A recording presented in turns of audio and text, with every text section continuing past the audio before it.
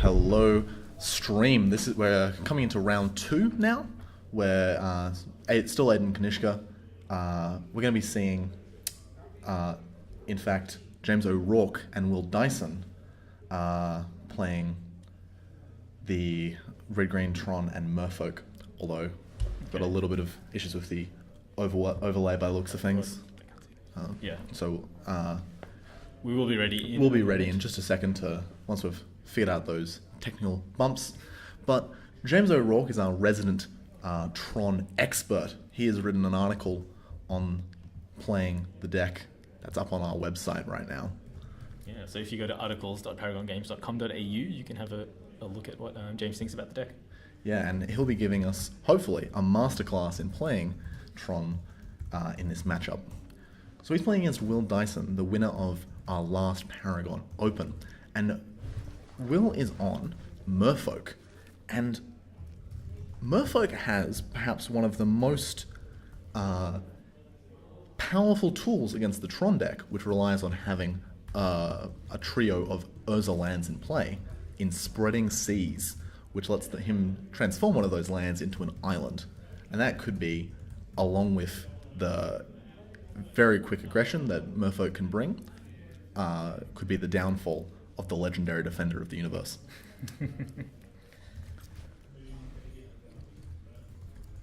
So our players are just getting set up at the moment, so they'll be up on screen shortly.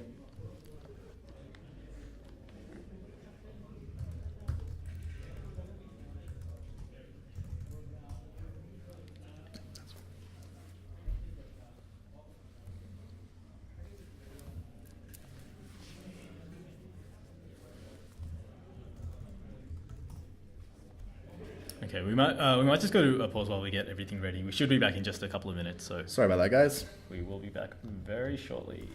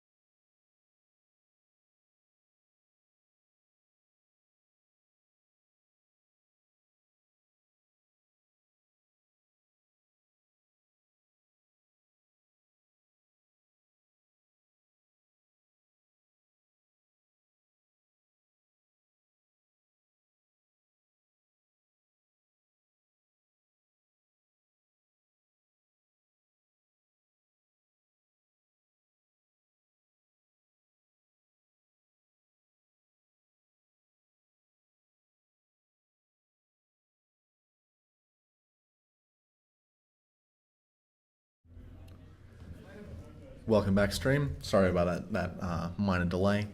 We're just going to get started now. So, Will is on the play, and with his Merfolk deck, one of the most powerful engine cards is Aethervial. It's an artifact that lets him place charge counters on it in his upkeep, and he can tap it to put into play any creature with a CMC, the same value of the artifacts, of the charge counters on his artifact. He's followed it up with a Master of the Pearl Trident, one of his many, many Merfolk lords. It's a key part of his strategy, which allows him to very, very quickly assemble a board of large blue men.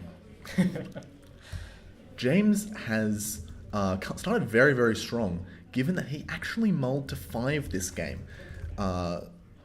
which, with the help of a draw step and some of his cantrips, his chromatic stars and spheres, and his ancient stirrings, which allow him to really rapidly deploy,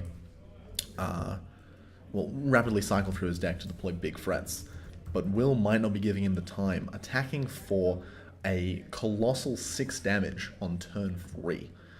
His board with 2 Merfolk Lords in play is quite threatening, and that Curse Catcher is going to impede James's mana development, as you can see, Will is sacrificing it to counter that Ancient Stirrings. But luckily for James, he has a second copy. Okay, so James sort of, some pressure there, but he is sort of developing his game plan. Yeah, he has just picked up, using that Ancient Stirrings, the 3rd piece of the Tron, but Will has just deployed a 3rd Master of the Pearl Trident. That means that all of his Merfolk are getting +3/+3, although in the case of the lords themselves, they share the power. They're not selfish. So okay. They're only 4/4s. Only 4/4s, I say.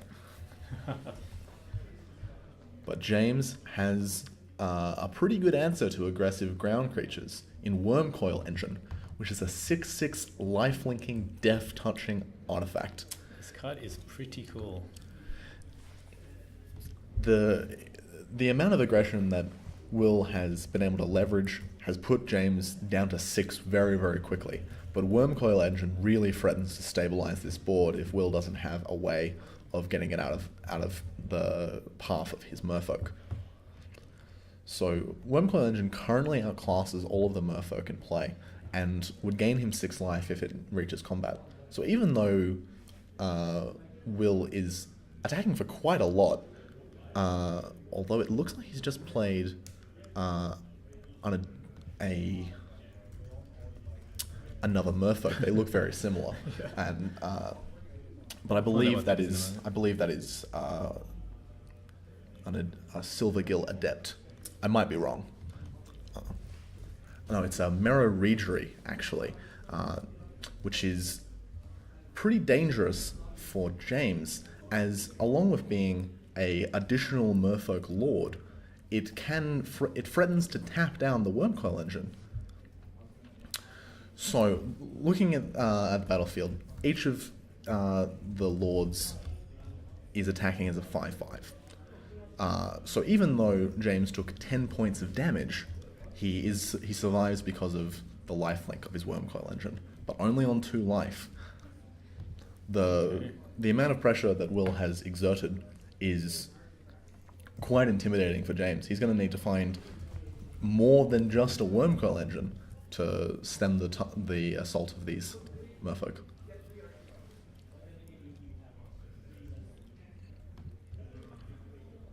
So James has played down Khan Liberated, an incredibly powerful planeswalker that, shockingly enough, doesn't actually cost 3 mana. James has all 3 of his Urza's lands. He's the Tron that the deck is named for, which, when played together, tap for a combined 7 mana. So James immediately removes the Mirror Regery with Khan's -3 ability, which really does stem some of the bleeding. This Wormcoil Engine currently holds the board in check. Okay, One thing that's worth noting is that James's Sanctum of Ugin that he played last turn before Khan Liberated allowed him to which he sacrificed to allow him to go find a Ulamog the Ceaseless Hunger. And interestingly enough, he neglected to tap it for mana, so he was unable to crack that expedition map last turn. A bit of a small misstep on his part. Okay, that's fine. And so Sanctum of Ugin, a card coming in after the banning of the Eye of Ugin. Yeah, definitely. It's less inevitable, but it requires slightly less early pressure. Wow. But there's Ulamog the Ceaseless Hunger, Okay. which is a rather powerful card, don't you know? It's a 10/10 indestructible that exiles 2 permanents when it comes into play. And when it attacks... on the cast, I believe. On the cast, Yeah. my mistake. And when it attacks, it exiles the top 20 cards of your opponent's library. So between Ulamog and Khan, James has completely cleared Will's board, and quite soon thereafter ended the game with his gigantic colorless threats. Yeah, well, there you go. That is the power of mana acceleration, it seems like. Just being able to, although take a ton of damage early on, just being able to play powerful spells on the cheap makes a huge difference. That's what this deck's all Wormcoil about. Engine is a pretty good 6-drop. It's a very good free drop. Okay. Okay, so let's have a look at some decks. So here is... So this is actually Will's deck. Our Sorry bad. about It's a pretty powerful, aggressive strategy that has a little bit of disruption.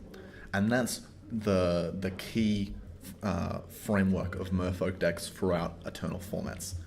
It's got quite a number of lords, creatures that give a boost to creatures of the same type as them.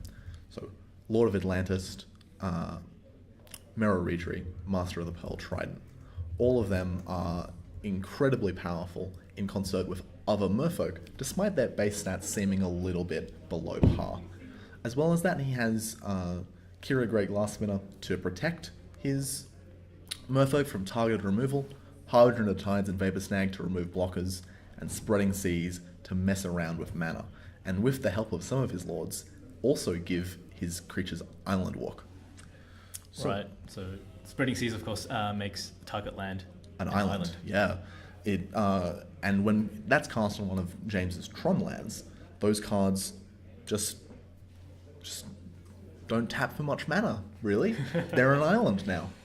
Which is not a card that Tron is interested in playing, I No, believe. not at all. Okay. So for the sideboard, Will doesn't actually have that much going on. I think that he's likely to bring in these Echoing Truths, which is for 1 blue, it returns target permanent and all other permanents with the same name to its owner's hand. And I expect he would probably be bringing these in to clear away the Wormcoil engines and other defensive threats so that he can attack in. But it's also entirely possible that he wouldn't sideboard in anything. There's also he could also maybe bring in Mana Leak if he thinks that turn 2, turn 3 disruption of the first threat that James plays is the way he wins the game. Okay, so looks like the players are ready to go. So we'll have a look at James's deck next time. So sorry about the names there. We've got those mixed up. We'll see if we can sort that out. But we do have the right names on the players on the screen, so I think that's the important part. So it looks like Will has kept his hand and James is once again going for a mulligan, which isn't the most punishing thing in his deck. It's got a lot of cantrips, 12 at 1 mana and 4 at 2 mana. That let him find the lands that he needs to initiate his strategy. It's rather telling that in game 1 he mulled to 5 and still exerted such a large amount of pressure so quickly. The deck is very consistent. Will's looks like he is going for a mulligan. Okay. He was just discerning whether he wanted to keep that 7 So both players will be on a bit more of an even keel. Okay. Which deck do you think is going to manage mulligans more efficiently? I think that the Tron deck is much more suited to working on a low resource base because it needs so little. It needs ways of finding its Tron lands, its the Urza's power plant, tower, and mine, and it needs threats. But Will's deck is a critical mass. It is relying on a board of Merfolk Lords to increase the stats of otherwise pretty unimpressive creatures to massive heights. A 1/1 for 1, a 2/2 for 2, not really where you want to be in Modern. There's more powerful things you can be doing. But when that 1/1 is a 2/2 or a 3/3 or a 4/4, because of the board of Lords that you have in addition to it, it's suddenly much more respectable and much more dangerous. Okay, looks like James has mulliganed quite a few times. Yeah, here. I think that he might be going down to 4 at this stage, which my statement of Tron handling mulligans well possibly doesn't extend to going this deep in into the mulligan process. Okay, but of course the deck is just full of cantrips. It can sort of just find the pieces. Yeah, definitely can. So. Like if he's to keep a hand of 2 of his Tron lands and 2 cantrips, he could definitely find the 3rd land and a threat in short order. Yeah. But the lower he goes, the less likely that is to happen. Turns out he's actually only mulled to 5. Okay. So still an undesirable spot, but not quite as dire. Yeah. Will seems quite happy with his hand by the looks of things, keeping his 6. Okay, and we've got a keep and a scry to the top. To the top. Okay. So Will opens with a Curse Catcher, which isn't quite as powerful as the Aether Vial that he used last game to rapidly deploy his creatures. So there is Curse Catcher. Yeah, and James has opened with a Grove of the Burn Willows into a Chromatic Star. Okay. Grove of the Burn Willows is not the land that James wants to start with. No, it seems not ideal. At absolute minimum, it delays his Tron lands until the 4th turn. And in a game that is potentially decided very, very quickly by Will's aggressive Merfolk, turn 4 might just be a little bit too late. But Will's not hasn't been particularly blistering either, so it's possible that things are going to be okay for both players and we'll have a nice game of Magic. Yeah, he has found the Aetherwell. Yep. James has found a Forest, which is a much less impressive play than Aetherwell. Okay, but what Grove does give James access to is red mana. Yeah. Which I think can be very relevant in this matchup. One of the main cards that Tron uses to deal with aggressive strategy is Pyroclasm. And in James's case, he also has access to a Fire Spout. And those sweepers dealing damage across the board can wipe a whole school of fish. But with that Curse Catcher in play, it's a little bit harder. Although he's got the 3rd mana. He's got the 3rd land and worked out fine for him. Okay, so William, of course, putting him to the test. The creature's going to die anyway. Might as well sacrifice it and make your opponent pay the mana. If James were to make an error and leave that Sanctum untapped, he'd keep his Harbinger. So, it costs him nothing and could gain him a whole lot. Yeah. Okay, so tight play from all players so far. Definitely.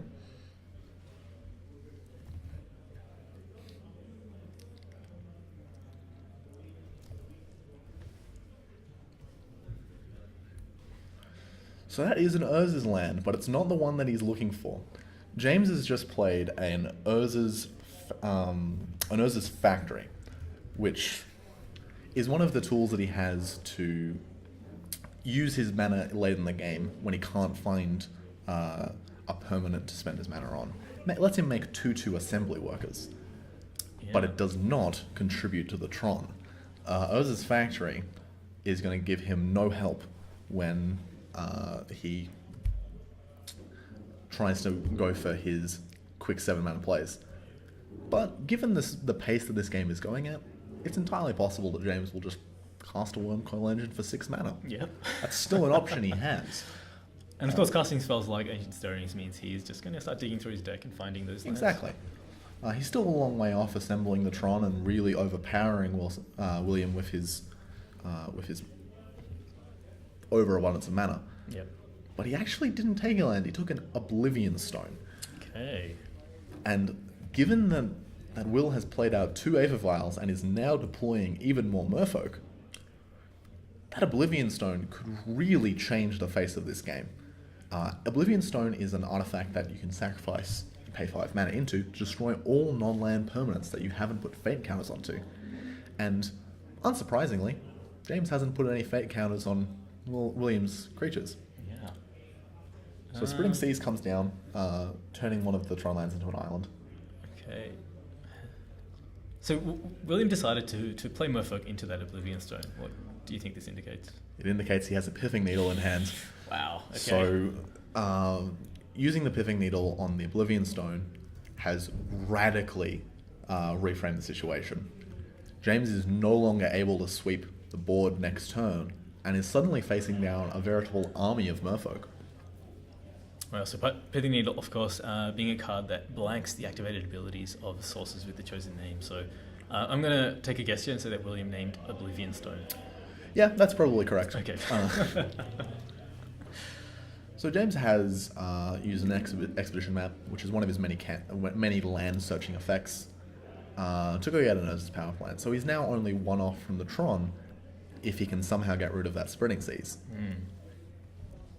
But with a Pithing Needle on his Oblivion Stone, that's going to be a little bit difficult for him.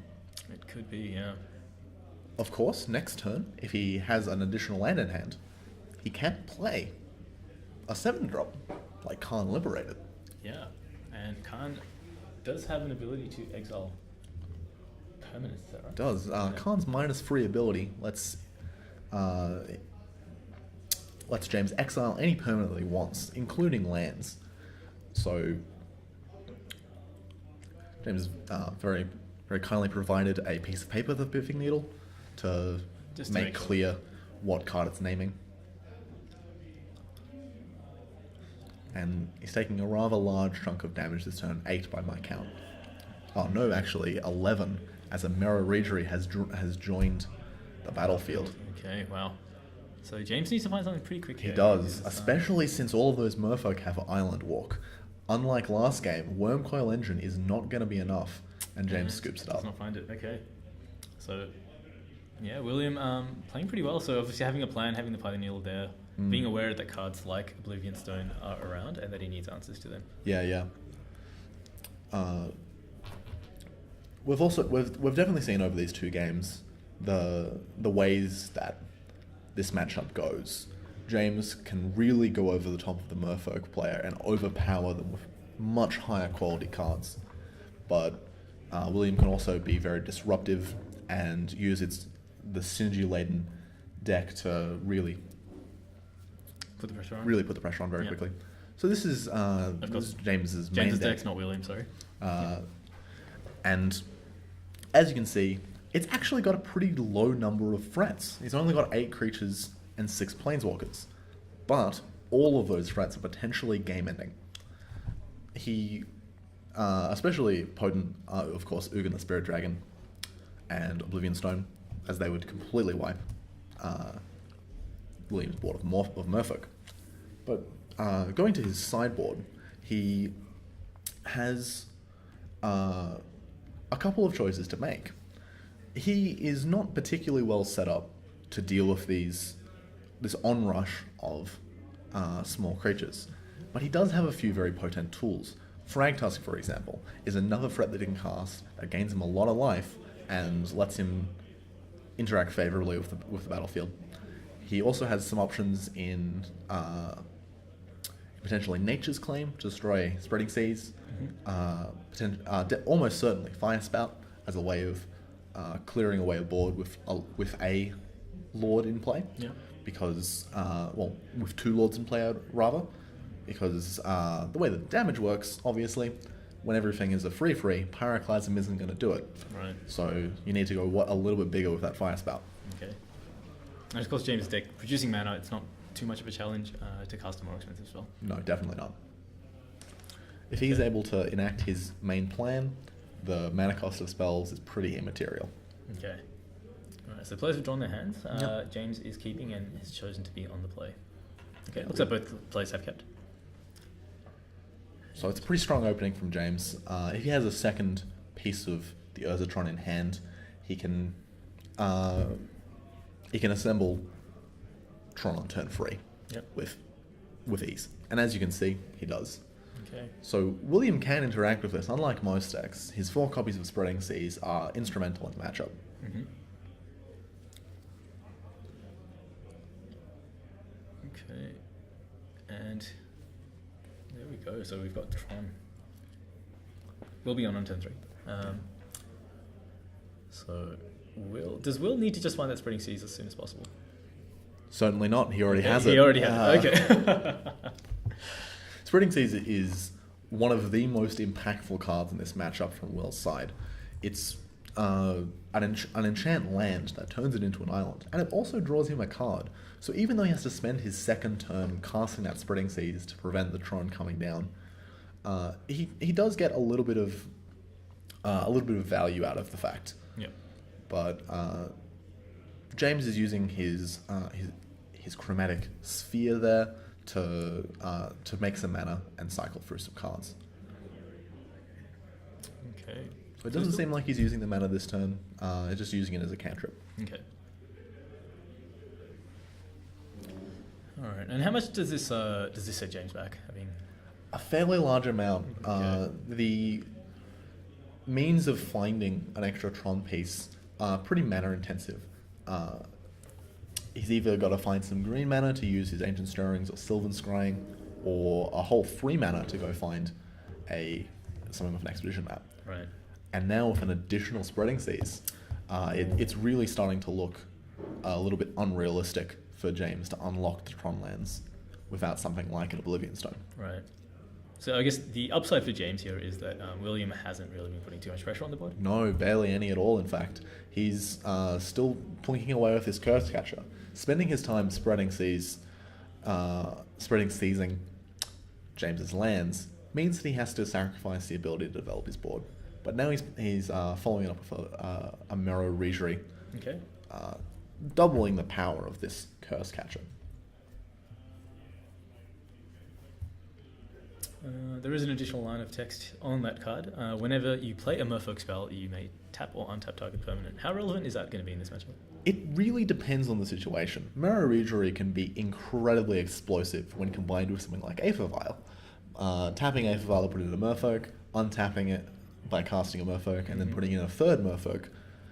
Suddenly you have an army. Yep.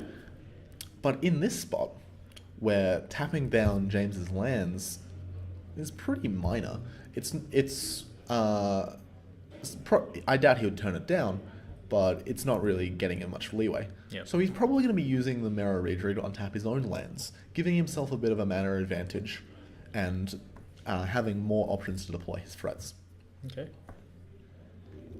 Alright, so William, having used those Spreading Seas, looks like he is getting ready to start building out the board. Yeah, and casting an additional Lord really adds some power to the table.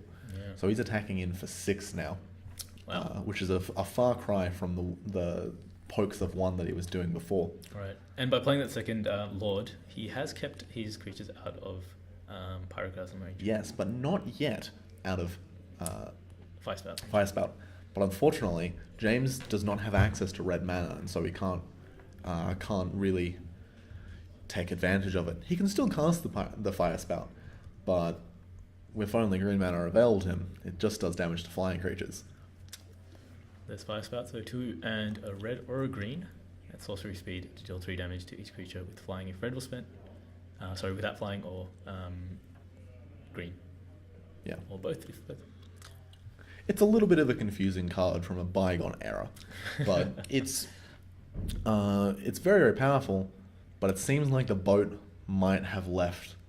We've got another Lord down. Another Lord means that the power of all these Merfolk has gotten a bit too big, and and even a Fire Spout now wouldn't take any of them out. Okay. That's no, yeah, none. It wouldn't. Yeah. It just wouldn't do anything. Everything's at least a 4/4. Yeah. So it's looking very grim for James, especially given that Is that another Lord? that is another Lord. That is another Lord. And of course, he's getting 2 untapped triggers now, so he's Yeah. able to float tons of mana, but he's just going for Yeah. the attack. And there it is, Swinging handshake. in for literally billions. Okay. and due to that disruption from those spreading seas, James wasn't able to make much of a resistance in this game. Okay, so well played by both players again. James sort of just sticking with the game plan, but William having those powerful cards that just worked really well against this deck in particular. Key disruptive pieces that cycle as well as slowing James down gave him all the tools he needed to. So yeah, fantastic.